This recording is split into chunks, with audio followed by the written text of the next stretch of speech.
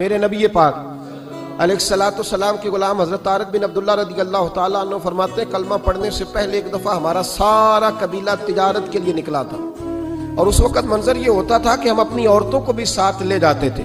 6 مہینے سفر کرنا ہوتا تھا، اونٹ گھوڑے ہم بیچا کرتے تھے، عورتیں بھی ساتھ رہتی، کھاتے بھی پکاتے بھی۔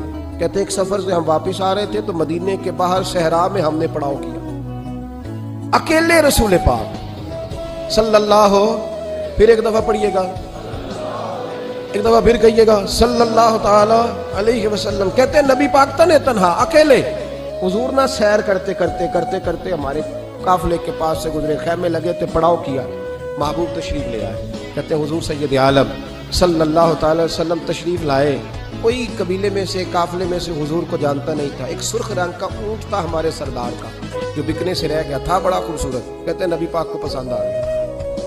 حضور پوچھنے لگے تم کون ہو؟ کہا جی مسافر ہے۔ کہاں سے آئے ہو؟ فلاں جگہ سے آئے ہیں۔ کس لیے آئے ہو؟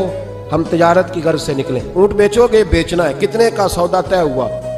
اس نے کہا اتنے لینے، حضور نے کہا اتنے دینے ہیں، بات طے ہو گئی۔ کہتے ہیں لگام حضور نے پکڑی اور فرمانے لگے وہ سامنے میرا شہر ہے جس کا نام مدینہ، وہ میرا شہر ہے، میں ابھی مدینے جاتا ہوں، اپنے غلام کو بھیجتا ہوں اور تمہیں آ کے نہ قیمت دے جاتا ہے۔ محبوب گھوڑے کی لگام تھا، اونٹ کی لگام تھا، میں نکیل تھا، میں اونٹ تھا سرخ رنگ کا۔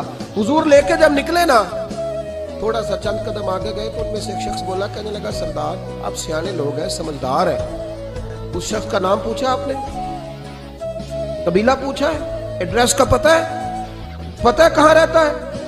اتنا قیمتی اونٹ دے دیا۔ سردار بھی کہنے لگا، سارے کہنے لگے یار ان کی باتوں میں اتنی لذت تھی، ان کے گفتار و رفتار اتنی باوقار تھی، مزیدار تھی کہ ہوش ہی کوئی نہیں رہا۔ بھئی ہم پرانے تاجر ہیں، کبھی اس طرح کا سودا کیا ہی نہیں جس طرح کا آج ہو گیا۔ اوہو واقعی کچھ نہیں یاد رہا، کوئی سمجھ نہیں آئی۔ وہ ابھی نظر آ رہے ایک آدمی، دوڑ کے جاؤ، دوڑ کے اور جا کر کے نا ان سے کہو بڑی جائز بات ہے، وہ ناراض بھی نہیں ہوں گے۔ ان سے ایک شخص کہو کہ بھئی اونٹ دے جاؤ، پیسے لے آنا اور اپنا مال لے جانا، دوڑ کے جاؤ۔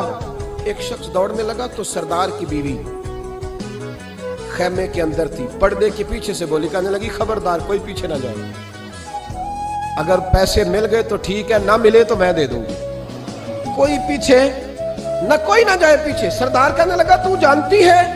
کہنے لگی نہیں۔ کہا گارنٹی کیوں دے رہی ہے؟ تو کہنے لگی تم نے ان کا چہرہ نہیں دیکھا؟